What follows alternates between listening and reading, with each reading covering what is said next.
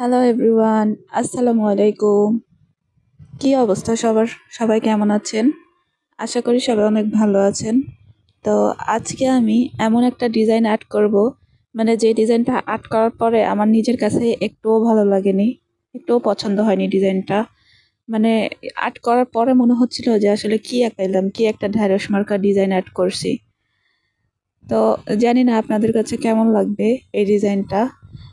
তো যেমনই আর্ট করি হয়তো আপনাদের কাছে ভালো লাগতেও পারে, তাই পুরোপুরি দেখার অনুরোধ রইল আপনাদের সবাইকে।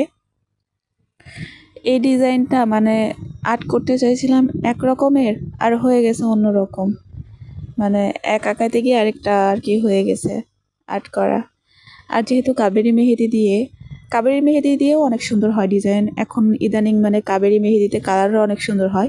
কিন্তু মানে মেহেদি আর্ট করার আগে আমি মেহেদির কোণটাতে আবারও হচ্ছে টেপ দিয়ে, কস টেপ দিয়ে মুখটা আরেকটু সরু করে নিই, অনেকটা সুন্দর করে নিই।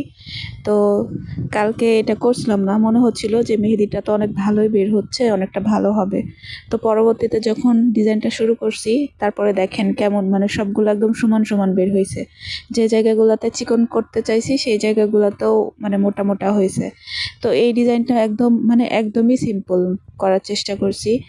তো কেমন লাগছে আপনাদের কাছে অবশ্যই কমেন্টে জানাতে ভুলবেন না। এবং এই ডিজাইনটা যদি ভালো লেগে থাকে তাহলে অবশ্যই লাইক, কমেন্ট আর একটা শেয়ার করে পাশে থাকবেন। আর যারা ইউটিউব থেকে আমার এই মেহেদি আর্ট দেখেন বা নতুন নতুন ডিজাইন পেতে চান, তারা অবশ্যই একটা সাবস্ক্রাইব করে পাশে থাকবেন।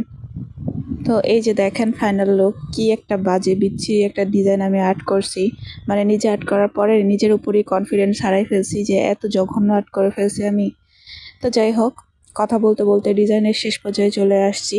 মানে শেষ পর্যায়ে বলতে শেষ একদম আজকের এই টিউটোরিয়ালটা। তো কথা হবে অন্য কোনো টিউটোরিয়ালে, অন্য কোনো ভিডিওতে। ততক্ষণে আপনারা সবাই ভালো থাকবেন, সুস্থ থাকবেন এবং আমার জন্য বেশি বেশি দোয়া করবেন। আল্লাহ হাফেজ।